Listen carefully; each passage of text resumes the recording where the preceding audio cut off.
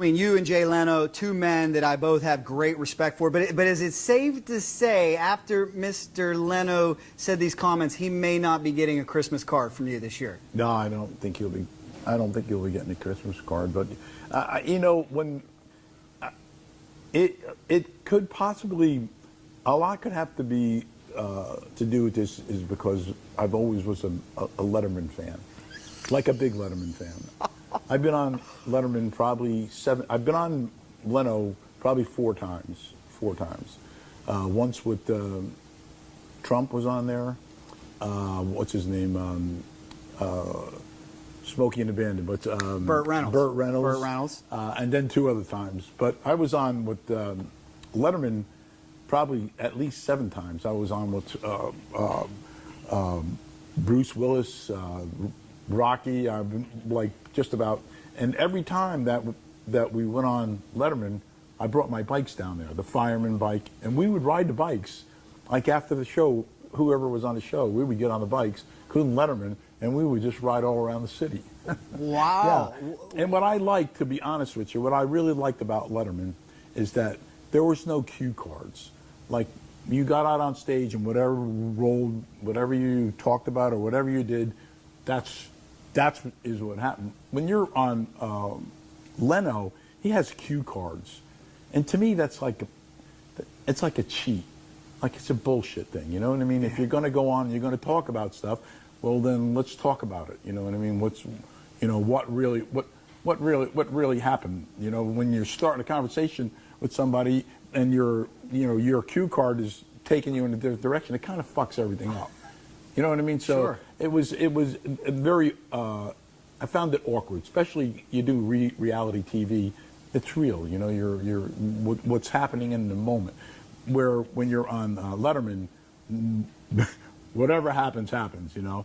And so I always appreciated Letterman show much, and it has nothing to do with really all the bullshit and talking the shit that he was talking. But yeah, I was always a Letterman fan, you know. Well, that's great insight and information. Let me throw it back to you. Do you think maybe that could be the root cause? Maybe Jay realizes you went on the Letterman show twice as much, big ratings over there, big rivalry between Dave and Jay. Could that be the reason? It could be. Wow. It could be.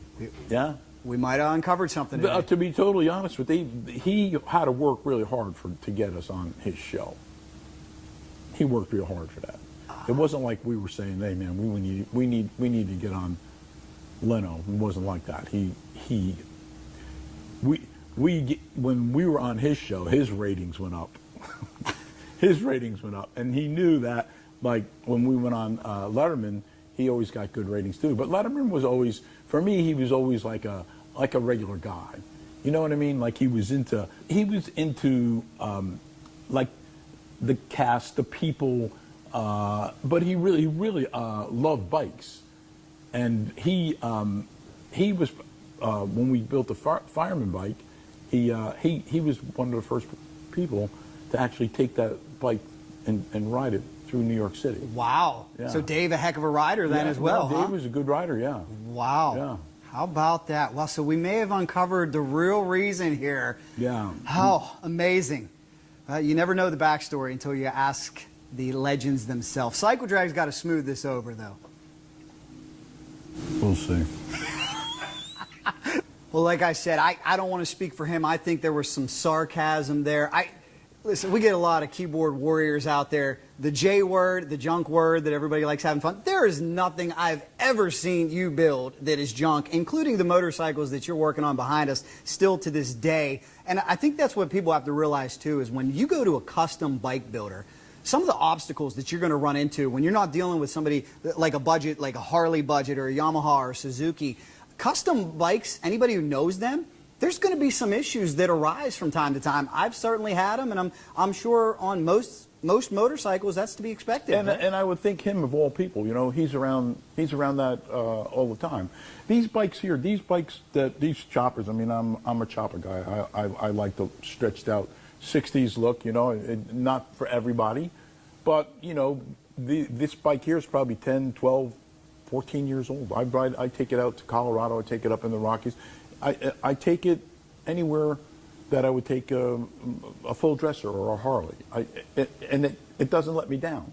But it's just like I said before, you know, it's like any other bike. There could be, you buy the best parts. Doesn't mean that part's not going to break down.